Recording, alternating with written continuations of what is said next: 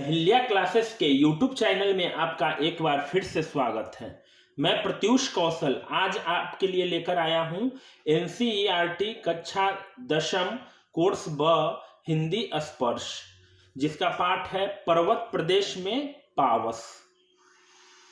यह कविता सुमित्रा नंदन पंत जी के द्वारा लिखा गया है और शीर्षक से ही स्पष्ट हो रहा है पर्वत प्रदेश में पावस। पावस का अर्थ होता है वर्षा, वर्षा ऋतु, अर्थात पर्वत का जो स्थान होता है, पर्वत का जो क्षेत्र होता है, वहां पर वर्षा ऋतु कैसी होती है।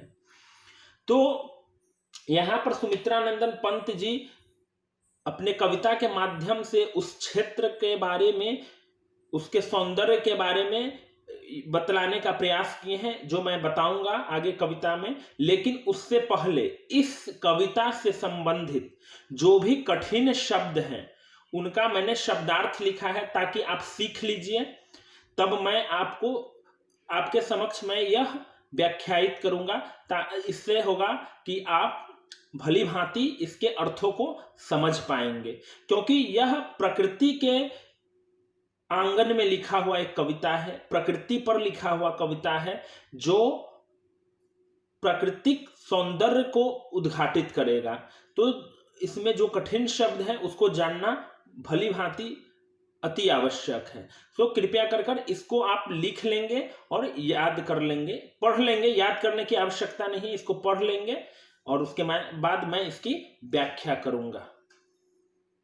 यहां पर देखेंगे और भी शब्द हैं जिसका अर्थ दिया गया है, और इसको पहले जान लेना अति आवश्यक है ताकि हम लोग कविता के भावार्थ को श्रेष्ठ तरीके से समझ पाएं, सबसे बेहतर तरीके से समझ पाएं।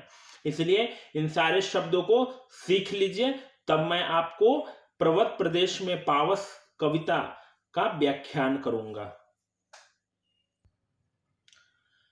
हमारी आज की कविता है पर्वत प्रदेश में पावस। पर्वत प्रदेश का अर्थ होता है पर्वतीय क्षेत्र और पावस का अर्थ होता है वर्षा। अर्थात वर्षा ऋतु में जो पर्वतीय क्षेत्र होते हैं उसके बारे में यहाँ पर सुमित्रा नंदन पंत जी ने व्याख्यायित करने का प्रयास किया है। इस कविता में आप देखेंगे प्रकृति के सौंदर्य के बारे में कि पर्वतीय क्षेत्र कैसे वर्षा ऋतु में हर पल हर क्षण वो परिवर्तित होती रहती है, वह बदलती रहती है, और उसका जो सौंदर्य होता है वह अति आकर्षक और मनमोहक होता है। तो हम लोगों ने देखा कि सुमित्रा नंदन पंत जी ने इस कविता को बहुत ही उम्दा बनाने का पूरा प्रयास किया है, जिसमें हमने प्रकृति को दूर होते हुए भी उस प्रकृति को जो सुमित्रा नंदन पंत जी ने देखा है वो उनकी दृष्टि थी, लेकिन वो अपने जीवंत शब्दों से इसको हमारे समक्ष प्रस्तुत कर दिया है।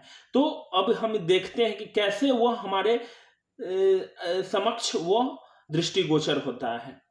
पहली पंक्ति है पावस ऋतु थी पर्वत प्रदेश, अर्थात वर्षा की ऋतु थी पर्वतीय क्षेत्र में। पल पल प्रवर्तित प्रकृति वेश, जो प्रकृति का वेश है अर्थात प्रकृति के रंग रूप हैं, वो क्या हो रहे थे? पल पल अर्थात क्षण क्षण, थोड़ी थोड़ी देर पर क्या हो रहे थे? वो परिवर्तित हो रहे थे या वो बदल रहे थे। मेखलाकार पर्वत अपार, मेखलाकार अर्थात करघनी, करघनी मतलब चारों तरफ गोलाकार, पर्वत अपार, अपार मतलब बहुत बड़ा। यहां पर क्या था? पर्वत मेखलाकार, जो ढलान था पर्वत का वो अपार था, बहुत ज्यादा था। अपने सहस्र दृग सुमन फार, सहस्र का अर्थ होता है हजारों या हजार, दृग का अर्थ होता है आंख, सुमन का अर्थ होता है फूल, अर्थात उस मनोहर दृश्य को देखने के लिए जो पुष्प थे वह अपने हजारों आंखों को फाड़े उसके अलौकिक दृश्य को देख रहा है, क्योंकि वो दृश्य ही इतना मनमोहक है कि वहां फूल भी क्या है, आंखें फाड़ कर उसका अनुभव कर रहा है, उसकी अनुभूति कर रहा है। अवलोक कर रहा है बार बार। वो जो मनमोहक जो प्रकृति का सौंदर्य है वो कहीं ना कहीं हमें देखने के लिए मजबूर कर रहा है, कवि को मजबूर कर रहा है देखने के लिए। अवलोक रहा है बार बार वो दृष्टिगोचर हो रहा है कि कैसे वो जो पूरा क्षेत्र है, पर्वतीय क्षेत्र, वो आकर्षक दिख रहा है, और वहां जो फूल है वो भी अपनी हजारों आंखें फाड़ कर लग रहा है वो उसके सौंदर्य को देख रही है, उसको निहार रही है। नीचे जल में निज महाकार। और जो वर्षा हो रही है तो आप देखेंगे कि जब चारों तरफ पर्वतीय क्षेत्र होता है तो कई बार क्या होता है कि जो वर्षा होती है तो वो जम जाती है उसके नीचे, पर्वत के नीचे, उसके तलछटी में वो जम जाती है। नीचे जल में निज महाकार। महाकार का अर्थ होता है बहुत बड़ा आकार में, और निज मतलब अपना। नीचे जल में निज महाकार। जो जल नीचे जमा हो गया था पहाड़ के पैरों के नीचे, जो पहाड़ का जो जड़ होता है उसको हम उसका चरण कहते हैं, उसके पैर कहते हैं। तो नीचे जल में निज महाकार। तो जो वर्षा का जो पानी था वो पर्वतीय क्षेत्र में क्या था, जम गया था, जिससे उसका जो आकार था वो विशाल लग रहा था। जो पर्वत का आकार था उसमें वो विशाल नजर आ रहा था, क्योंकि वो पानी दर्पण का काम करती है, आईना का काम करती है। और जब उसमें पर्वत, चारों तरफ के पर्वत का जब दृश्य आ रहा था तो वो अति विशाल लग रहा था देखने में। जिसके चरणों में पला ताल। यहां पर मैंने पहले कहा वो यहां पर दिया है, जिसके चरणों मतलब पैर में, पला मतलब पला बढ़ा, ताल का अर्थ होता है तालाब। वर्षा होने के कारण क्या था कि हिमालय के गोद में, हिमालय के चरणों में एक तालाब का निर्माण हो गया था, और वह तालाब एक दर्पण के समान प्रतीत हो रहा था, और उसके आकार को बढ़ाकर महाआकार बना दिया था। क्योंकि जल में जब हम देखते हैं तो उसका आकार बड़ा दिख रहा था हिमालय का। दर्पण सा फैला विशाल। जो पर्वत है जो पानी में बहुत बड़ा दिख रहा था, क्यों? क्योंकि वो आईना का काम कर रहा था, अर्थात पर्वत की विशालता को वो पानी, वो तालाब दर्पण की तरह चमककर उसकी विशालता को दिखा रहा था। तो इस पंक्ति से हमने देखा कि सुमित्रानंदन पंत जी ने यह बतलाने का प्रयास किया है कि पावस ऋतु में, वर्षा की ऋतु में किस प्रकार प्रकृति प्रत्येक क्षण प्रत्येक पल अपने वेश को, अपने रूप को परिवर्तित करती है, बदलती है, और वह विशालकाय लगने लगती है जब वहीं पे पानी से निर्मित तालाब हो जाता है। तो उस तालाब में उसका जो रूप है, उसका जो आकार है, वह बहुत वृहत, बहुत बड़ा दृष्टिगोचर होने लगता है, यानी दिखाई देने लगता है। अब हम आगे की पंक्तियों में चलते हैं कि सुमित्रानंदन पंत ने अब क्या कहा है। अब यहां देखेंगे कि जो पंक्ति दिया है, गिरी का गौरव गाकर झरझर। गिरी का अर्थ होता है पर्वत। तो जो झरने हैं, झरझर है जो झरना, वो क्या कर रहे हैं, पर्वत का गौरव का मतलब होता है यश गान करना। तो ये जो झरना है वो इस पर्वत का क्या करती है, यशोगान करती है, गुणगान करती है, मद में नस नस उत्तेजित कर। और ये झरने जब गिरती है तो उस वातावरण को क्या करती है, नस नस में, उस प्राकृतिक छटा को नस नस में उत्तेजना भर देती है, उस वातावरण को क्या कर देती है, उत्तेजित कर देती है अपने पर्वत के गुणगान में, अपने यशोगान में। मोती की लड़ियों से सुंदर। और जो झरने पर्वतों से गिर रहे हैं वह मानो मोती के लड़ियों से भी कई गुना ज्यादा सुंदर और ज्यादा मनमोहक है। झरते हैं झाग भरे निर्झर, और जब पर्वत की ऊंची चोटी से जब झरने कल कल छल छल करके गिरती है तो झाग उत्पन्न होता है। झाग का अर्थ होता है फेन, उत्पन्न होता है। भरे निर्झर, और जो निर्झर यहाँ पे कहा गया है झरना को, वो क्या करती है, जब ऊंचे पर्वतों से गिरती है तो झाग उत्पन्न करती है। मानो ऐसा लग रहा है मोती की लड़ियां ऊपर से झर रही है, पर्वत से झर रही है। गिरिवर के उर से उठ उठकर, गिरिवर पर्वत के उर से, उर का अर्थ होता है हृदय। गिरिवर के उर से उठ उठकर उच्चाकांक्षाओं से तरुवर, तरुवर का अर्थ होता है बगीचा यानी पेड़ पौधे। उच्च आकांक्षा, उच्चाकांक्षाओं, उच्चाकांक्षा का मतलब होता है हमारी इच्छा उच्च होना, ऊपर की ओर होना, बड़ा होना। तो जो पर्वतीय पेड़ हैं, जो पौधे हैं, वो क्या हैं, वो गिरिवर के उर से अर्थात पर्वत के हृदय से उठकर वो ऊपर देख रहे हैं, झांक रहे हैं नीरव नभ पर। झांक मतलब झांकना, नीरव मतलब शांत, और नभ मतलब आकाश। अर्थात पर्वत के हृदय में जो, पर्वत के हृदय में जो पौधे हैं, जो पेड़ हैं, वो क्या हैं, एक सकारात्मक सोच के साथ, एक उच्च इच्छा लेकर, बड़ा इच्छा लेकर वो क्या कर रही है, झांक रही है शांत आकाश को, उसके तरफ एक आशा भरी निगाहों से देख रही है। अनिमेष अर्थात एकटक, अटल मतलब एकदम निश्चयी होकर, कुछ चिंता पर, लेकिन मन में कुछ चिंताएं भी है, कुछ परेशानियां भी है, और वो एक भाव से क्या है, एक टक निश्चित होकर वो आकाश की ओर वो पेड़ पौधे देख। यहाँ कवि अचानक बादलों के आने तथा पर्वत को ढक लेने व झरनों का केवल स्वर सुनाई देने का चित्रण प्रस्तुत करते हुए बताते हैं कि मानो धरती पर आसमान टूट पड़ा हो। इसे वर्षा के देवता इंद्र की जादूगरी बताते हुए कवि कहते हैं, उड़ गया अचानक लो भूधर। भूधर का अर्थ होता है पर्वत, अर्थात पर्वत क्या हुआ है, अचानक आकाश में उड़ गया है।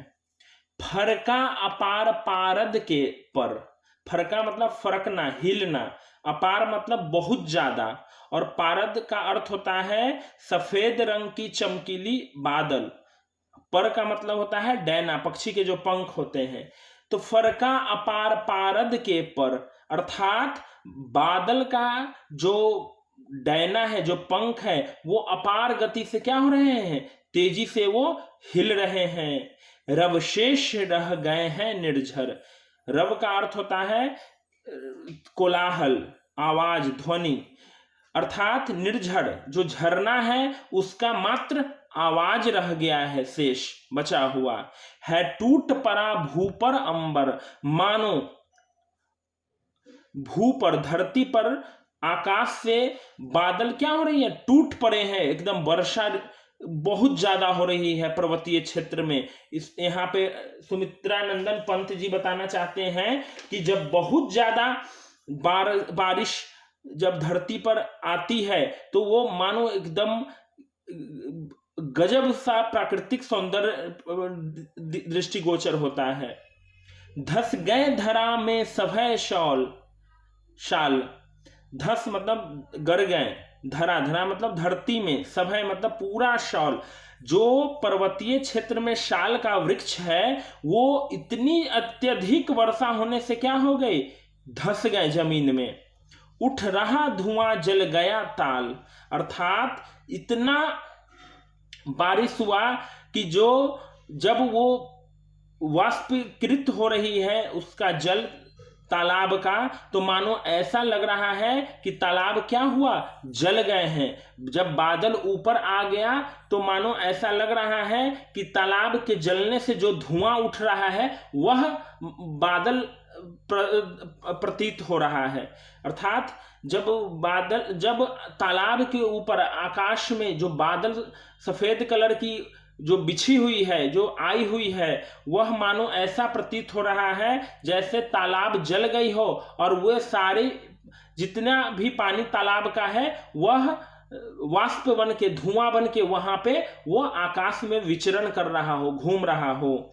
यूं जलद यान में विचर विचर, माना जाता है कि जलद मतलब बादल और यान मतलब वाहन, जो बादलों में जो वाहन चलते हैं, विचर मतलब चलना, था इंद्र खेलता इंद्रजाल। यहां पर सुमित्रानंदन पंत जी कहना चाहते हैं कि जो वर्षा के देवता है इंद्र भगवान, वो क्या है, ऐसा मानो लग रहा है कि बादल को अपना यान बनाकर उसमें क्या कर रहे हैं, विचर कर रहे हैं, और वो क्या कर रहे हैं, प्रकृति से खेल रहे हैं, और वो जो चाहे वो कर रहे हैं, वो बहुत ज्यादा वर्षा करा रहे हैं उस पर्वतीय क्षेत्र में, जिससे यह पता चलता है कि कहीं ना कहीं जो हमारा प्राकृतिक सौंदर्य जो बन रहा है वह कहीं ना कहीं अद्भुत है, वह कहीं ना कहीं मनमोहक है। इस वजह से यहाँ पर सुमित्रानंदन पंत जी ने बताया है कि कैसे इंद्रजाल बादल को ही ज्ञान बनाकर वो विचर रहे हैं, घूम रहे हैं, और चहुओर चारों तरफ वो क्या कर रहे हैं, बहुत तेज बारिश करवा रहे हैं।